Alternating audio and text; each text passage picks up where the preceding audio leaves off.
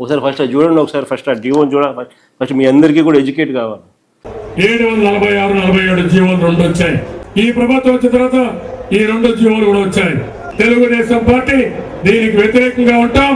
రేపు అధికారంకి వస్తానే ఈ 2 జీవోలు కూడా తీసేస్తామని చెప్పి కూడా నేను మీ అందరికి హామీ ఇస్తున్నా. అసలు ఆ జీవోలు ఇచ్చింది ఎవరు?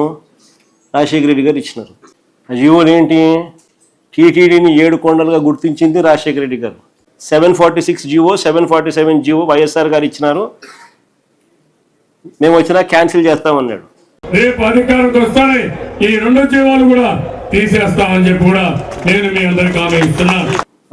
మళ్ళీ ఇప్పుడు చంద్రబాబు నాయుడు ఇప్పుడు ఏమంటున్నాడు? మీరు 7 కొండలు 2 కొండలు అంటే కాదు, ఇది తప్పని చెప్పిన తర్వాత నేను దేవునికి మొక్కున్నా, నేను వచ్చి మొక్కు తీర్చుకుంటానని చెప్పి. అంటే చంద్రబాబు నాయుడు గారి క్యారెక్టర్ ఏంది, నైజం ఏంది అనేది అర్థం అవుతుంది. ఒకసారి ఫస్ట్ అది చూడండి, ఒకసారి ఫస్ట్ ఆ జీవోని చూడాలి. ఫస్ట్ మీ అందరికీ కూడా ఎడ్యుకేట్ కావాలి. 746, 47 జీవోలు 2 వచ్చాయి. ఈ ప్రభుత్వం వచ్చిన తర్వాత ఈ 2 జీవోలు కూడా వచ్చాయి.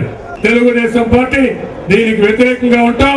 రేపు అధికారంకి వస్తానే ఈ 2 జీవోలు కూడా తీసేస్తామని చెప్పి కూడా నేను మీ అందరికి హామీ ఇస్తున్నా. అసలు ఆ జీవోలు ఇచ్చింది ఎవరు? రాజశేఖర రెడ్డి గారు ఇచ్చినారు.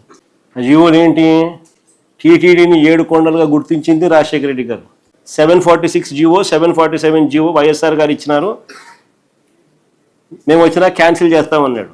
రేపు అధికారంకి వస్తానే ఈ 2 జీవోలు కూడా తీసేస్తామని చెప్పి కూడా నేను మీ అందరికి హామీ ఇస్తున్నా. మళ్ళీ ఇప్పుడు చంద్రబాబు నాయుడు ఇప్పుడు ఏమంటున్నాడు? మీరు 7 కొండలు 2 కొండలు అంటే కాదు, ఇది తప్పని చెప్పిన తర్వాత నేను దేవునికి మొక్కున్నా, నేను వచ్చి మొక్కు తీర్చుకుంటానని చెప్పి. అంటే చంద్రబాబు నాయుడు గారి క్యారెక్టర్ ఏంది, నైజం ఏంది అనేది అర్థం అవుతుంది.